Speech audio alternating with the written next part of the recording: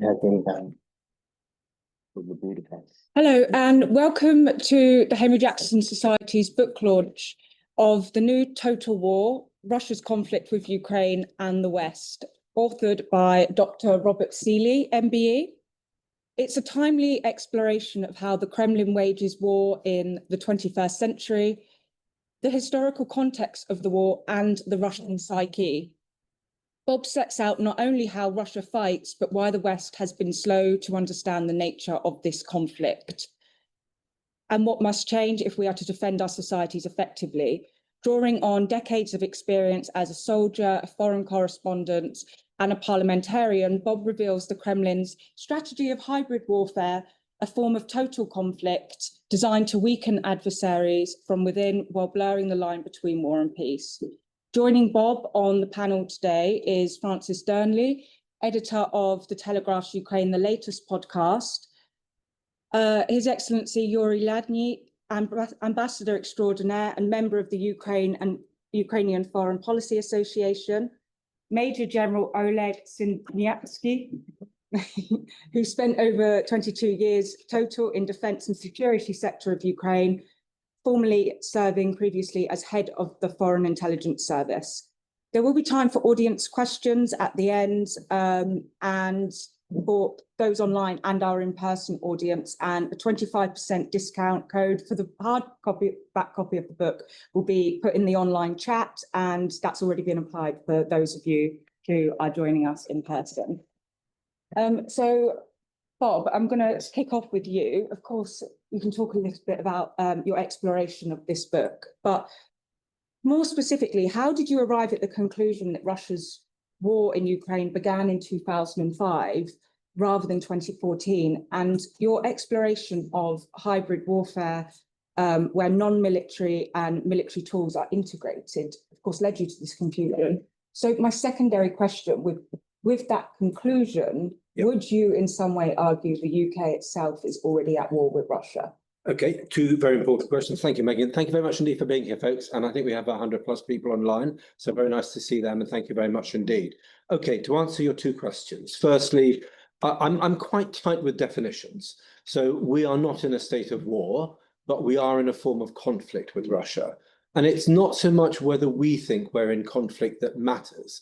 The problem is we've sort of stopped looking at the world through the eyes of our enemies and only really looking at it through our own eyes. And whether we like it or not, Putin considers his regime and his country to be in conflict with the Western world, and at war and in conflict in Ukraine. And he considers himself to be at war in Ukraine with NATO. Therefore, we are in conflict with Russia, whether we like it or not. There's quite a cliched quote from Trotsky, which I sort of use in the book, that you may not be interested in war, but war is interested in you. And whether we like it or not, our enemies and adversaries are increasingly believing themselves to be in conflict with us. So that's the first. That was your second question. To go back to your first question, and it might be that the General and His Excellency have something to say about this. The reason why I say that we've been in conflict, or that Russia has been in conflict in Ukraine since 2005, is simply because I read Russian doctrine. And what I've tried to do with this book, I got kicked out of Parliament sadly last year, and I went straight off to Ukraine and did 7 colours of feature writing looking at the experiences of soldiers. So I embedded with units, went off to the front line a bit, went off to the frontline cities like Kharkiv and frontline towns to experience the war from a very Ukrainian perspective. But the other half of the book was, I dare I say, a readable version of my PhD, which is to ask what is Russian theory of war, what is Russian military strategy, and to put it in a historical context, which goes back roughly to, Peter the Great, the start of modern Russia. And if you look at the first characteristic of Russian military doctrine, it is the unification of military and non-military tools. And then there's a brackets, and it goes economics, politics, informational, close brackets, and other things. So effectively, what Putin has done is integrate 2 ways of war, or he's integrated all the tools of state power. But more broadly, he's integrated two ways of war. The way of war of the Red Army, which we know about, but also the way of war or the way of conflict of the KGB, the ideological struggle. Some people call it active measures, as propaganda, disinformation, espionage, blackmail, paramilitary violence, assassination, the use of economics and energy tools, and all these other facets of malign state power. So if you go back and read the first characteristic of Russian doctrine, conflict doesn't start with tanks and planes and people in uniform fighting each other. It can start with information war. It can start with politics. It can start with oligarchs being set up to buy up chunks of Ukrainian industry. It starts when your opponent thinks it starts in their head. And so for me, I go back because I was talking to people like the good general here and some of his former colleagues and some of Yuri's former ambassador, His Excellency's former colleagues as well. And after 2005, after the Orange Revolution, there was an uptick in Russian activity. And at that point, some Ukrainians will say it actually goes back to 1991, or we've always been fighting the Russians. But parking those two arguments, after 2005, there was a noticeable uptick in Russian behavior in Ukraine to try to get Ukraine back within the East Slavic fold. And that first period of conflict was a non-military and around from 2005 to 13. Then you had the first invasion of the Donbass and the annexation of Crimea. So that was the second phase. And then you had the invasion in the full-scale invasion in 2022. And that was the third phase. So effectively, we've had three phases of the war. And that's why I argue the first phase was in 2005, because I'm interpreting Russian doctrine. Thank you. Is there any part of the book that was particularly difficult for you to write? To be honest, okay, I think the second chapter is the weakest because I'm sort of saying why there is confusion over war. The rest of it, I mean, I'm proud of the book, and I would argue that the color, the writing about the war, the telling of the stories of many of the people I met, I mean, people have been good enough to say it's very readable, and they enjoyed reading about these characters, like the lady on the front, Panushka. She's a former Latin teacher from Lviv who went off to become a sniper. She goes out twice a week to no man's land where she is at great risk of death, and she effectively kills Russians on a fairly regular basis. The most difficult thing that Panushka has ever done was to bury her fiance, who was killed in a military strike in Odessa. And so because I knew Sasha, her fiance, I went and chatted with her in Kramatorsk and to catch up with her and just to send my condolences and maybe to get a line or two from the book. And we talked for a day and a half, literally. I mean, the first time we chatted, she downloaded for 7 hours because she'd never talked to anyone about the loss of Sasha. And, you know, I remember drinking brandy with Sasha in the house that they shared, but I hadn't met Panushka at the time. So, look, I was very privileged to meet all these extraordinary people, and they are extraordinary, and Ukrainians are doing a really extraordinary and moving thing by defending their country. But I hope the stuff that's going to last in the book is understanding about new warfare, because the warfare pioneered by Russia, the integration of military and non-military tools, this is going to be the form of warfare that is going to confront us in open and free societies in the West for this next century. And if we don't get our heads around it, we are going to start losing. And arguably, we are already starting to lose because other people play psychological war much better than we do, economic war. You look at what the Chinese are doing. And, you know, we are having circles run round us by our potential adversaries or our actual adversaries and our actual enemies. And I think we've got to get wise to it. So I enjoyed writing. I love meeting the people. But the stuff that's important here to take in for our society is how the nature of conflict has changed. No, that's really lovely. Thank you. There's a particular story in your book where you're talking about someone who lost a family member and then who was killed by a Russian drone, and that also. That's sure. But actually, there's actually quite a few people killed sadly by Russian drones. So, I mean, unfortunately, they saw the video on Telegram. Oh no, that was a friend here, actually, Victoria, who's I mean, this just shows how debased sadly the Russians have become. There is something called human safari, and in Kherson, Russian troops practice human safari. And because Kherson is on the river, on the Dnipro, it's quite close to a lot of Russian lines and was absolutely within drone range and has been for quite a good year now. And the Russians will just fly drones over. They will find pensioners at bus stops, and they will just drop these drones on pensioners and effectively tear them limb from limb. And not only that, but they will now they practice their tactics as well. So they'll stick a drone on top of a building and just turn it off. And they'll come back the following day. They'll wait for a group of people maybe to go out of their houses, to go shopping. They'll start up the drone and they'll drop the drone, and the drone will follow these people. And it is a very dystopian thing being followed by a drone. I mean, I've been under Russian drones. It's a deeply unpleasant experience. And they will just human safari people, quotes unquotes, and then drop drones repeatedly on them and kill them. So I mean that is now a regular thing. And Victoria, my friend Victoria, her cousin was a policeman, and they just dropped the drone on him. They videoed it. One I'm thinking about. You raised about the development of drones in this conflict, and something that was really interesting in the book that I hadn't considered. Can you say a little bit about the psychological impact of drones? One of the drone operators said he wouldn't remove the noise if he had the option, because he liked the fact the enemy could hear it making that whooshing noise. What is the psychological impact of drones having on this conflict? Okay, the physical and psychological impact of drones is highly, highly significant. In terms of conventional warfare, the saturation, because it is becoming saturated, the saturation of infantry level drones, that is not replacements for air power, but effectively flying mortar shells that you guide, that you can hover, flying mortar shells with eyes, so that you're permanently looking for target. This is something which is increasing casualty rates very, very significantly.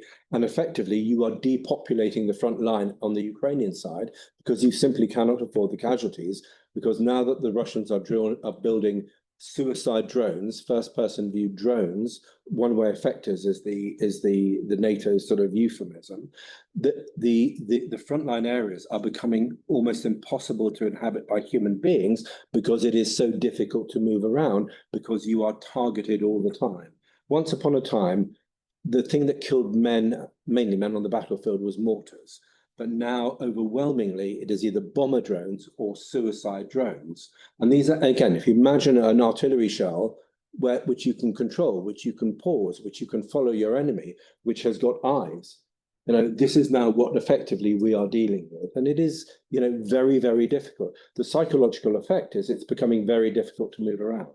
So for troops, you are under the threat of death almost all the time. But even more so, even now 30 kilometers from the front line, I mean, the main road into Slavyansk, for those who know their Ukrainian geography, now comes under drones. So it is very difficult, even just going into frontline cities now, you can be targeted randomly and killed randomly just by a drone flying out the sky. Having said that, the psychological impact is also felt by other weapons as well, such as glide bombs, which fly silently and very deadly into cities like Kharkiv. And these are very, very large bombs that can destroy buildings on their own.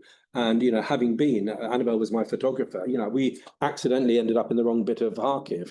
We were recommended to go and stay in Saltivka, not understanding that Saltivka was a very, very noisy part of Kharkiv, because sometimes the bombs fell short. And if they fell short, they generally fell short in the area that we were with. So we had a lot of anti-aircraft pretty much out throughout the night, one night when we were there, because you've got these glide bombs coming down, and the psychological impact they have is very profound. I'm going to move on to General Oleg now. Yeah. With your military expertise and very creative career, I wondered what you thought of Bob's assessment that this war did start in 2005. Thank you very much for being present and to share my thoughts with the listening audience. Thank you, Bob, for inviting me. Yes, in general, I'm agree with the assessment, but I would like to emphasize I'd like to emphasize that there are a couple of earlier reasons for the beginning of this war. If you remember, there was a Tuzla conflict in 2002 when Actually, it was attempt of Russia to build the bridge on a small island in Azov Sea. This is the first light attempt. Speak up a bit. Proobraz. Hard to hear. Yeah, sorry. Well, but not many people knows what the reason was for these hard actions of Putin in 2002. That was the proposal from our side to United States to take our naval base in Ochakov in a permanent use.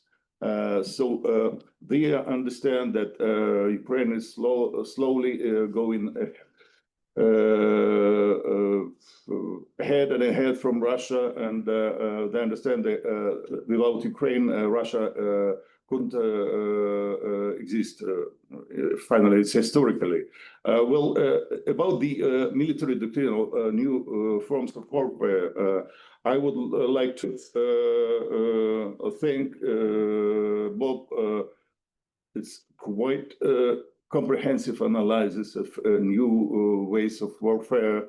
For example, we understand that traditional, old school, old-fashioned school military theory predict that first you need to gain the superiority in the air, and after that you should make some ground operations. Now we have an unusual situation on the both sides, Ukrainian and Russian as well, has reached the equal superiority in the air, and the front line is not moving. That's the one thing. The second thing about also as well drones, but maritime operations are quite remarkable today. Let's take two fleets.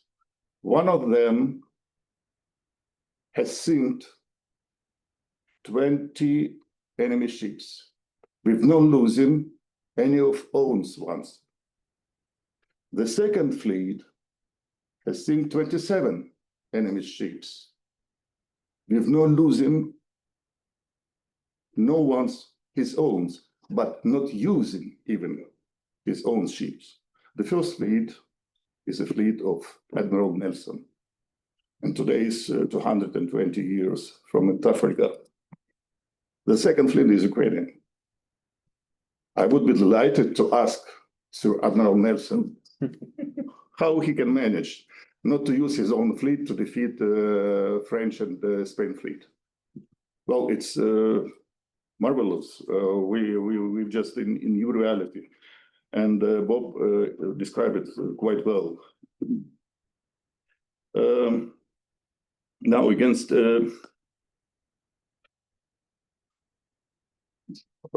with regard to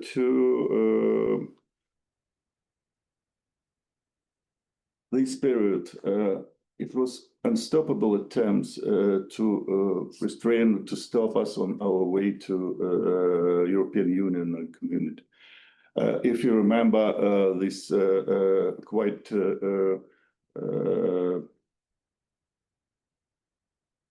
I would say negative experiment with first attempt to Ukraine to be joined as associative member of NATO in 2002 in Prague.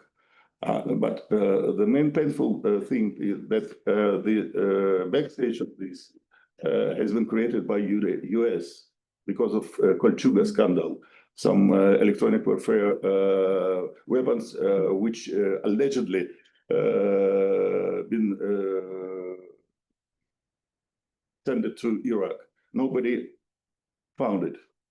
And several other samples, I've been personally the witness of this situation. Then Ukraine has been accused in delivering of some engines, helicopter engines to Somalia against the restrictions of UN and et cetera, et cetera, et cetera. And they inspired by Russia, yes. And another, the last one, I'm just wondering, it's sort of deja vu of July this year. I've been by my colleague Yulia Smolovska invited in GlobSec Forum, Global Security Forum in Prague in July. And on one of the panels headed by Andris Kubilius, the Commissioner of the European Union on Intelligence and Military Affairs, he presented in detailed form the policy of European Union about increasing its military capabilities. And afterwards, from moderator was the question if anybody wants to ask something. One person raised up, very prominent person, general, and asked Andris Kubilius, you are going to spend hundreds of billions of euros for the producing weapons. But are you aware about the restrictions of proliferation program? So are you aware about them? Might be your weapons will go to the hands of some terrorists or something like that. So, you know, we are still in that situation. Then the reason of business from the US side is prevailed on the security of either Ukraine or European Union. This is ridiculous, and you focus on the lessons of this war is quite essential in this regard. And if I may, my own impressions about the book, I object. But I object. There is no two part of the books of this book. It is one book, but with one thin shadow when the reader is trying to go in and to come out from the painful reality, like in Panushka, to the realistic analysis and prediction of future unfolding events, what is waiting for us in the future. And with hope, we've been precise, as you are.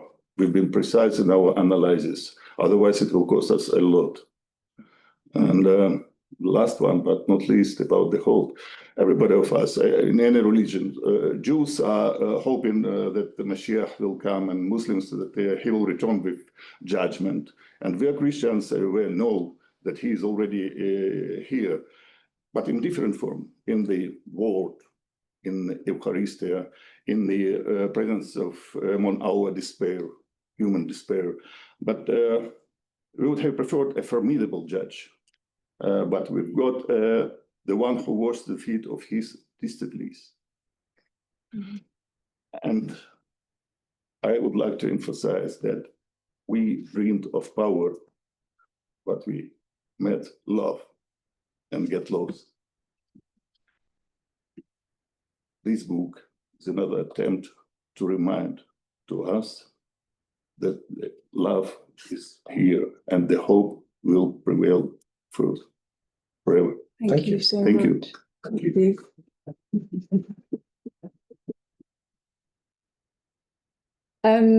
Francis, over to you. Ukraine has been the first war of its kind where the need to innovate, experiment, and have creativity on the battlefield has been so critical. At the epicenter of this is drone warfare, with operations like Spiderweb demonstrating how drones can reach deep into Russian territory, not just as weapons, but instruments of disruption and psychological pressure. Do you think Western militaries and media fully grasp the strategic significance of this shift? No. I'll elaborate. First of all, yes, happy Trafalgar Day, everyone. I'm a proud Norfolk man, so on the day that its favourite son gets to celebrate, always good to give him a shout out. And I'm going to end with something relevant to that period as well. I mean, to answer your question about drones, I think it is worth reflecting on the history of warfare more widely, and one of the more troubling patterns that we have a tendency to see, which is that usually weapons are far ahead of the tactics. It explains why wars have often been so much bloodier than was necessary. If you look at the American Civil War, they're still using the tactics of the Napoleonic period, but the weapons are far more accurate. It leads to a single battle, Shiloh, being as bloody as every American war combined up until that point in the 1860s. And again, if you look at the First World War, of course, the weaponry is far more advanced than the strategy. But I would say that one of the most interesting aspects of this war is actually the way in which the weaponry and the tactics that have been used to deploy them, particularly with regard to drone warfare, has not only been accelerated, but actually has been quite successfully done, to the point that some of the worst after effects of them have been countered very, very quickly. Now, that's not to say, of course, that it wasn't been incredibly bloody to learn those lessons, but this war has, of course, lasted now 3.5 bloody years, far longer than was necessary. But it has not reached a stage where things are in a stalemate because of constant bloodletting caused by a failure around tactics. The adaptation, which Bob talks about in the book, is very, very interesting. And I'll give you one statistic, which is, and I'll make sure I get this right. So 80% of the casualties on Russian troops were caused by artillery in 2022. Now it's 80% caused by drones. And it's believed that if we take full capability that is possible with drone warfare, so for example, full level autonomy delivered by AI, that it's possible to increase their utility on the battlefield by 10,000 times. Now, these kind of statistics, and you use a brilliant analogy, but which I've not heard before, of the idea of an artillery shell in the air that you can actually control. This has never been seen in the future of warfare, in the history of warfare, forgive me. And that is now the present future that we are in and that we are facing. And I don't believe that there is a wide-scale recognition amongst our political class, our media class, and certainly not among the population to realize the degree to which this war is transforming not only the conflict that we're living through now, but future conflicts as well, because it is absolutely transformative. And Bob talked about the drone safari, which is just absolutely horrific, that we see constantly going on in Kherson, that involves the murder of civilians, and it is murder, and it is a war crime. But also the way in which it has frozen the front lines, as I say, both sides have been able to counter very quickly the adaptive tactics that both sides have deployed. Part of the reason that we have not seen masses of progress since the counteroffensive around Kharkiv in 2022 is because of the very, very speedy adaptation of tactics that have, in essence, not frozen the front lines, but have made it very, very difficult for progress to be made in the terms of the ground warfare. And yet, as we've just heard, in the naval theatre, it is also as profound, if not more so. The fact is that so much of the Russian narrative around the justification for the annexation of Crimea was about Crimea's strategic utility. Now, of course, there are historic elements of this as well. I don't wish to downplay that. Of course, we'll go back to the Crimean War. But nonetheless, the strategic utility is what Russia uses to justify the annexation. And yet now, because of the development of drone technology and the weapons that we have seen, and now the long-range weapons that Ukraine has in its hands, the strategic utility of Crimea is no more. The Black Sea Fleet cannot be based in Crimea. And I only mention that not only to underscore the importance of the way in which this technology is changing warfare, but also to underscore that one of the very arguments that you often hear being brought up again and again and again to justify this war and why Ukraine shouldn't be allowed to try and take back Crimea has been voided as a consequence of what has happened in the battlefield, on the battlefield, over the last 3.5 years. And it is, as you say, an absolutely extraordinary story. A country without a navy has destroyed, in essence, the strategic utility in the Black Sea of one that does. That's not been done for arguably ever, although interestingly, the example that was just cited from the Napoleonic period, and I'll have to look into that. But I do think as well that it is worth expanding beyond just thinking about artillery and drones and, of course, the adaptive tactics that we've seen on the battlefield. And I do agree with Bob that the hybrid warfare elements of this have been vastly underappreciated as well. One of the most, I think, interesting things that I've registered over the last year or so, reporting on this daily, is the number of intelligence chiefs, Western intelligence chiefs, not just in this country, MI5, MI6, former and current, the former head of the CIA when he was in post before, of course, Trump took over and he left. But numerous intelligence chiefs around Europe as well have underscored the fact that, in their view, Russia is already at war with us in terms of the hybrid strategy that is being adopted. And I think what makes this extraordinary is, whilst we've heard this argument many times, these are people who usually say these things in the shadows. And I think when you register the pattern, what is going on is they feel frustrated. The lack of reaction from politicians. Yep. They feel frustrated and powerless to articulate the risks that are happening, the sabotage, the information and disinformation warfare that is happening all around Europe and including in this country. And so they feel they have to go public. And I would say if there's one sign of how serious we should be taking it, it is the fact that these people who usually operate in secrecy are now seeking to operate in public and and don't mince their words in doing so. And so I would offer that view as well as also just talking about the fact that it is, I think, very regrettable in this country that we take for granted just how solid we perceive our democracy to be, and how resistant it can be to the disinformation operations of foreign powers.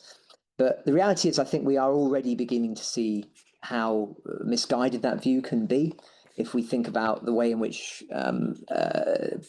people can receive their information from sources which are clearly designed to mislead. And I think that we have a lot to learn from countries in Eastern Europe. I mean, how many people were really closely monitoring what was going on in Moldova in the last few weeks?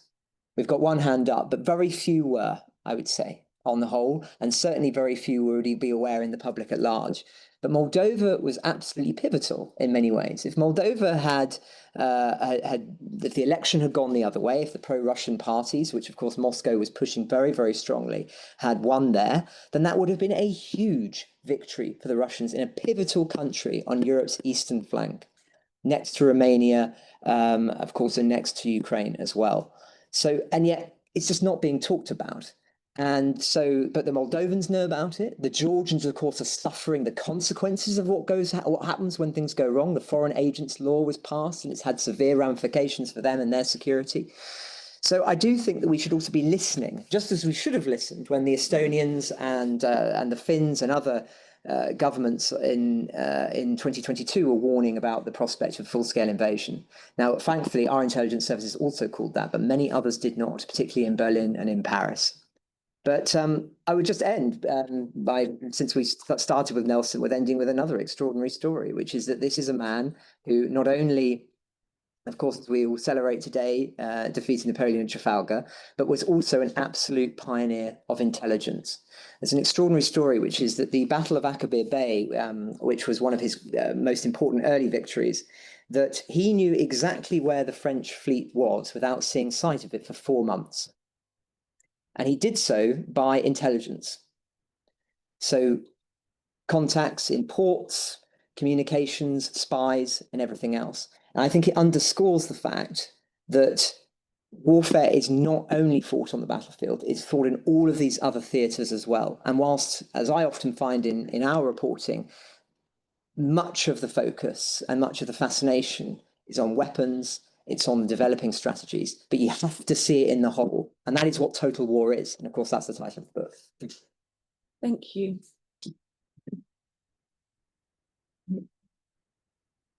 I will say briefly that as being from Portsmouth, we do actually claim Nelson as our own now, so not in our books. Can't be having that, I'm afraid. I come to you finally in reference to the epilogue. It's hard to have a conversation about President Putin without then discussing the prospect of a nuclear war. Will Putin ever use nuclear weapons? Okay, thank you so much. First of all, let me thank you, Megan and Bob, to be part of this presentation, to take part in presentation of your fantastic book, the New Total War. It's my sincere pleasure to be here today and to deliver some comments, if I may. Loudly, okay. First of all, let me thank you, Bob, for your invaluable support from the very first days of the Russian aggression.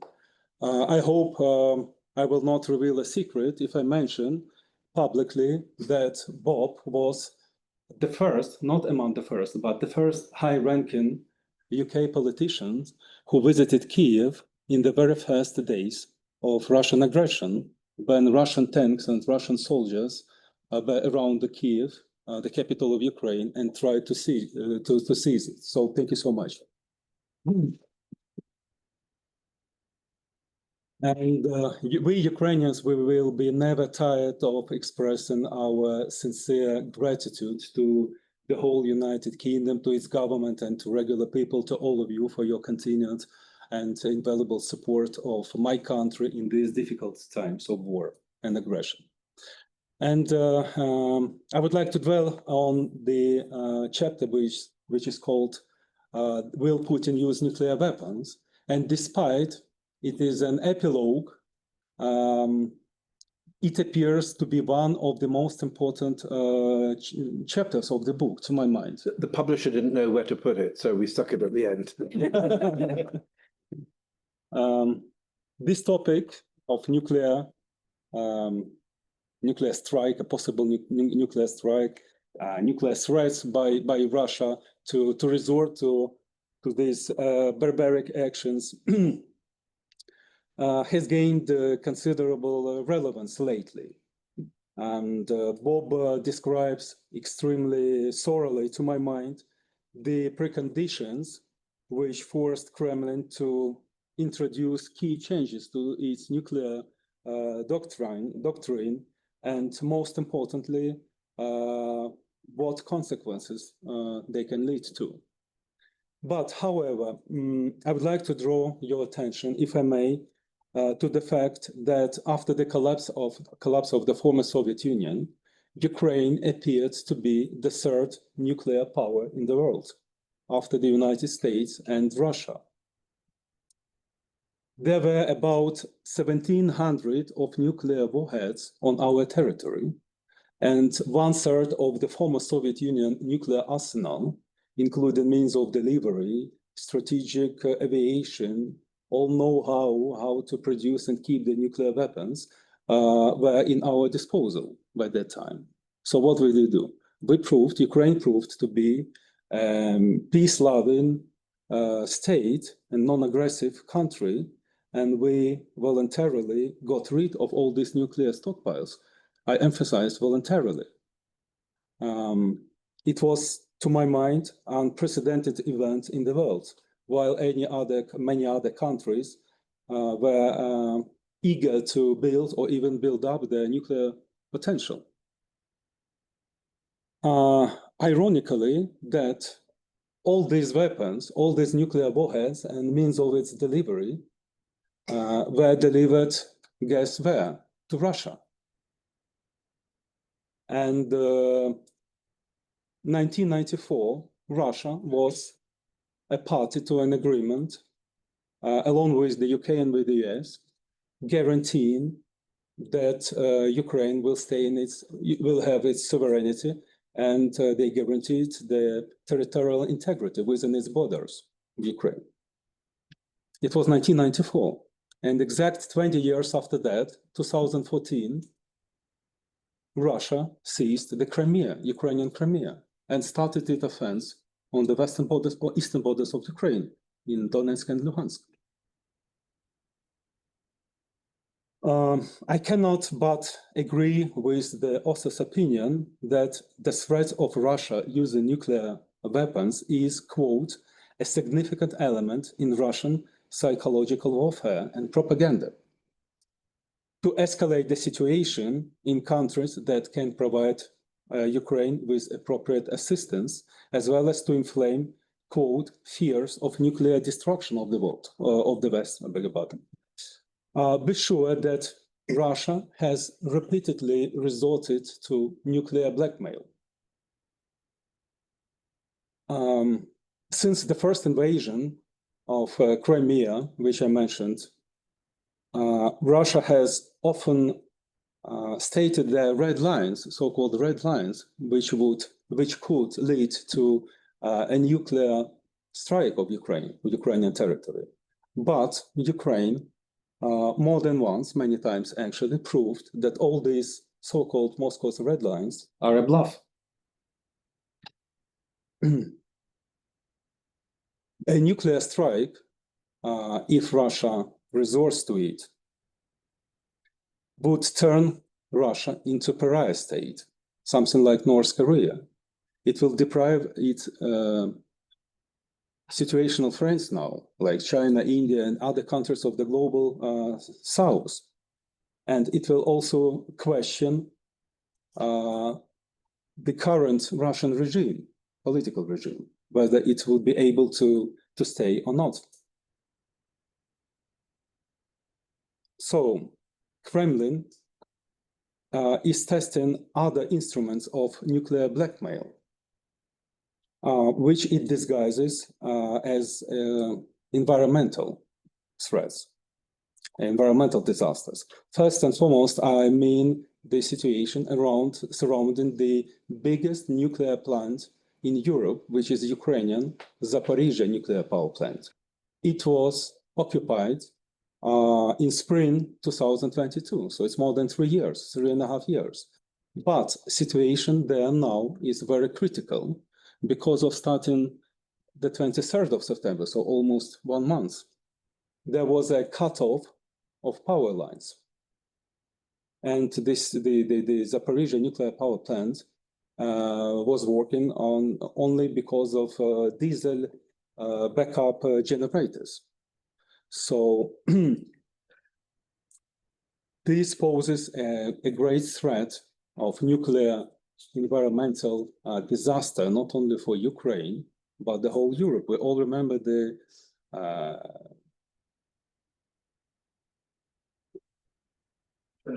Chernobyl, yeah, what happened when Chernobyl catastrophe broke up in 1986. This topic is especially relevant for Ukrainians, for us, because we were living there at that time. And radiation doesn't know either boundaries or it requires any visas to cross the country. At that time, the radioactive cloud went north to Belarus and then to Western Ukraine. I beg your pardon, Western Europe.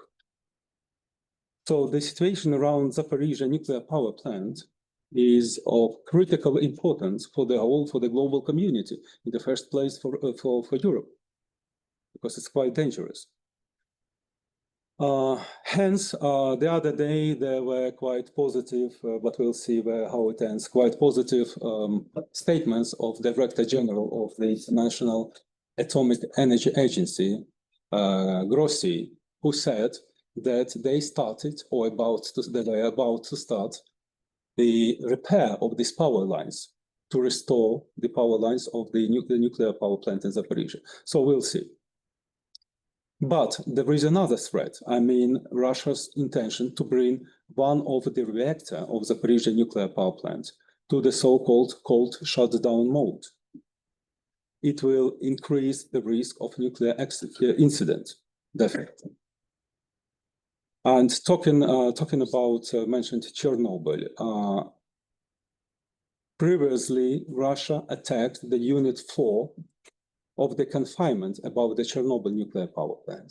Moreover, recently, during the strikes and drones attack on the Chernihiv region thermal and civil infrastructure,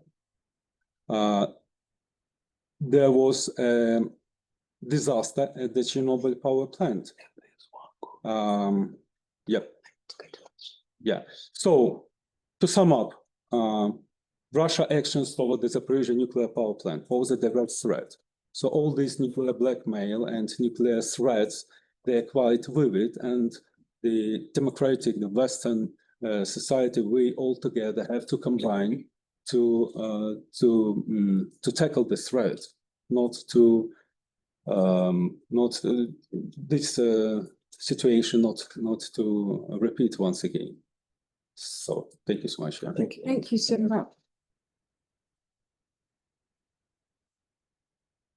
I'm going to go to some questions. We started a bit little bit late, so we'll go do questions for about 15 minutes. Take us to right on the hour.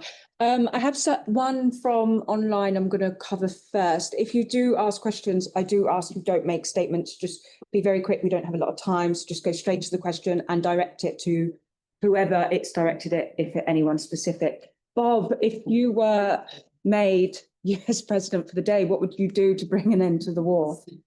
I do think dictators, you've got to push back against dictators. So you have to arm the Ukrainians very heavily. I would be wary about giving them Tomahawk because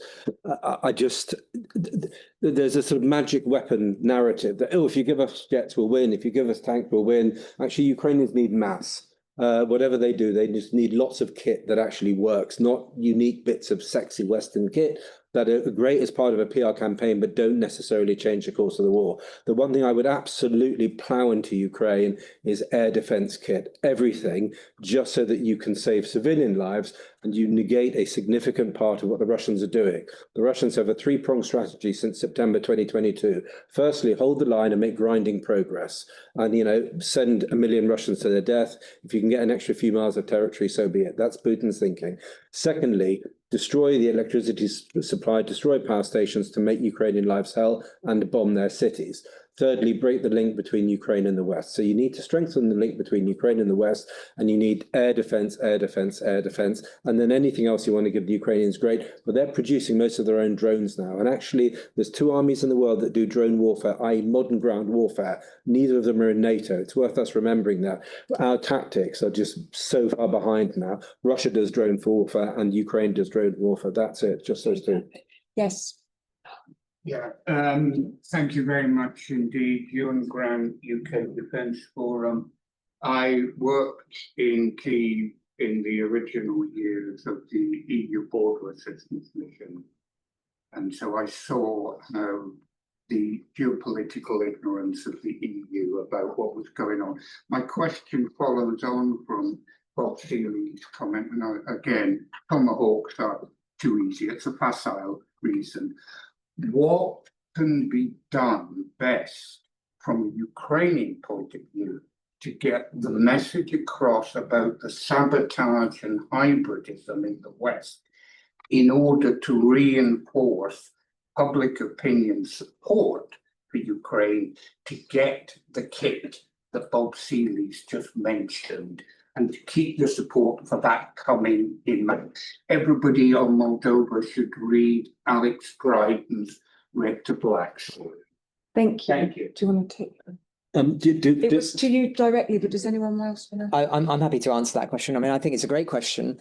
Unfortunately, I don't think it's going to be obvious there's an obvious argument that one can make. I think it has to be shown. And my fear is that something will go wrong, that there'll be some kind of incident risk that Russia takes that lead to some kind of human disaster. And that will be what shifts the dial. And that may sound far-fetched, but let's all remember MH17, which was the plane that was shot down over Ukraine by the Russians. And that kind of instance, I think, would change everything. And imagine what a different world we would be living in today if that had been a plane full of Americans. Well, I mean, okay, just on that point, GSM spoofing happens all the time around the Baltic republics. And someday, maybe tomorrow, I mean, arguably never, maybe in a year's time, you're going to have you're going to have some spoofing of a jet that then collides into a Russian jet with its radars turned off, or it collides into a NATO plane. But the Russians, because they're doing this GSM spoofing, where you basically lose your exact location, you know roughly where you are. But if you ever go to Kharkiv, you'll look at your phone, provided you've got your VPNs and all that sort of stuff, and you'll be half a mile from where you think you are, because the Ukrainians are doing the same thing to mess up the Russian targeting of their city. But the Russians are now doing that in the Baltic Sea, and they're doing it over the Baltic Republic. So there is a minor danger of collision if you're flying into the Balts. Nothing changes minds quite like tragedy. Yeah. Very brief question. Yes, Bernard Herman. Hello. Mr. Popsini. Demographically, even before the war, Russia was in severe difficulty. Yeah. A lot of the million casualties and the emigration of many hundreds of thousands, possibly over a million Russians, must have broad implications for how Russia will pursue the war. And furthermore, how do you think the relationship with China has changed during this war, now that Russia will be seen to be a junior partner to China, both demographically and economically? Okay, very good question. On the China front, yeah, Russia is effectively becoming a raw materials colony. Putin, you can argue that Putin's a tactical genius for developing a highly creative, highly flexible, highly inventive and innovative form of war. I don't say that with any morality, but I mean, this is this is a society, or these are leaders of their society who think a lot about conflict and actually have redefined Russian culture effectively around conflict. But Putin is a strategic disaster. One of the ways he's a strategic disaster is he's simply weakening himself with the only major power that actually has territorial claims against his country, which is China. And sorry, the first one, yeah, the demographic. Well, look, even if 2% of Russian males are killed in this war, which is an extraordinary number, if they ever reach that, Putin, this is the first war that the Russians don't need to, or have tried to conscript only once. And after that, Putin learned his lesson. He's just paying, I mean, he's paying such vast amounts of money to people in Russian terms, life-changing amounts of money, that actually he hasn't needed to conscript. So you can say, look, from the word go, you had Western experts say the Russians can't afford it, and they can't afford the men, they can't afford the machinery. They're doing so. Maybe they'll run out of men and machinery and money in 2 years, maybe 5, maybe 18 months, maybe 6 months, but it ain't happened yet. That's my argument. So one shouldn't assume necessarily it will happen. And by then, even the Russians will start to replace human mass, which they're happy to expend in a morally obscene way, with drone mass as well. So effectively, this war is about the rise of the machines. A question for Yuri, from someone online, is what do you think of the White House stating there are no imminent plans for Trump and Putin to meet? Is the hope of a ceasefire over? Thank you so much for this question. We don't know yet whether this summit in Budapest, if we're talking about the upcoming summit, whether it happens or not. Still, we hear only thoughts, only declarations and statements. From today's news, I have learned that Foreign Minister of Russia and Secretary of State of US are expected to meet later this week to discuss the upcoming summit. So, to my mind, the would-be Budapest meeting of Trump and Putin has two options. The first one, and provided it happens, the first one is that they could reach some agreement. And the second one is that this summit could turn out to be the previous Alaska summit in Anchorage, where we saw a lot of hugs and body languages and red carpets and positive emotions, but at the end of the day, there was nothing. No results were achieved. Russian propaganda at that time cried out about the breakthrough on the international scene, breakthrough of blockade of Putin and Russia at this summit, but we haven't seen it. So, if another option, by the way, if Putin will not agree on Trump's proposals, we don't know yet what would they be, it may signal further disappointment in Trump's eyes of Putin's position. He's not willing to sit down at the negotiation table and discuss possible situation, possible means of ending this war. So to my mind, we have to increase pressure, international pressure, to make Putin sit on the table, behind the table, and end this war. I'm gonna thank you so much. Yeah. Yes, thank you. I'm gonna end with a question to you, General. Is the West too divided to stand up to Putin? Good question. Yes or no? Shortly. If we are taking the situation, comparing the situation 22 and now, it's much more better. Of course, the Europe, by the leading role, we should admit it, of the United Kingdom, is increased in recent times. This is the first. The second thing I should emphasize that unfortunately we're in a bit squeezed, I would say, situation with the results of last elections in the United States. This any kind of settlement between Ukraine and Russia, any kind of negotiations, it's a hard, precise work, should be conducted on constant and very precise way. But if you take last visit my president to Washington, D.C., he flew to Washington to meet whom? A lie. Understanding on the backstage, Tomahawks and other interesting things. And indeed, in fact, the meeting took place with mediator, because he already cooked half of a dish and presented it to Zelensky. Eat or go. And in simple words, I beg my pardon. This is the problem. Another one, yeah, of course, we've got some exceptions like Hungary and Slovak, but it is not, it hasn't had any impact, crucial impact, I would say, on the total united position of UK and Europe defending Ukraine. What I would say that for Putin, this war, it's not about the money, it's about his personal political legacy he would like to lift after him for the upcoming generation of Russians. That's the first one. True. The second one, any attempt to negotiate with, he doesn't interested in negotiation. Any negotiation is used by him like not like leverage to achieve the peace, but like a temporary respite. Second, and what should be done in that situation? First, we should be much more united.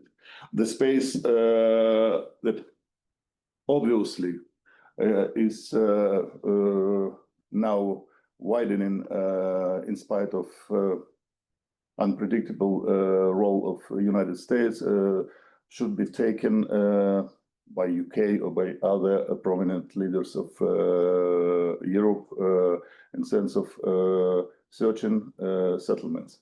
And how to make it possible? Of course, increasing the sanctions regime and weakening as much as we can the Russian economy.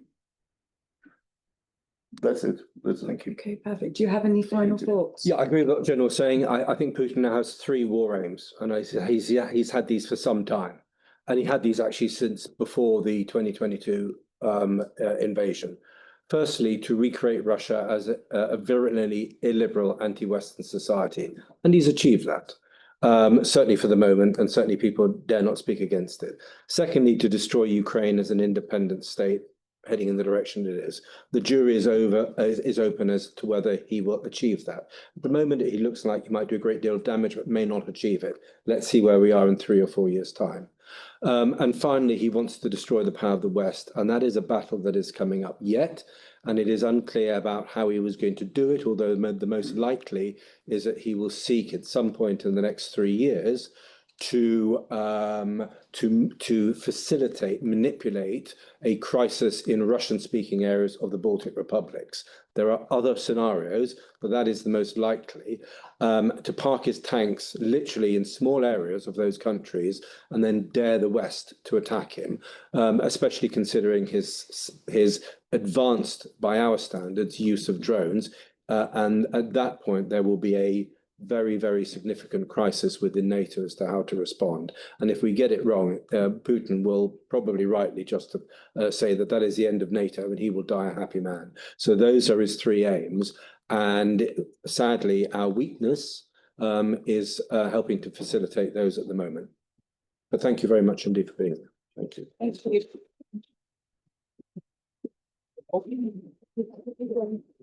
Thank you. Of course, Drink. you help yourself to drinks and then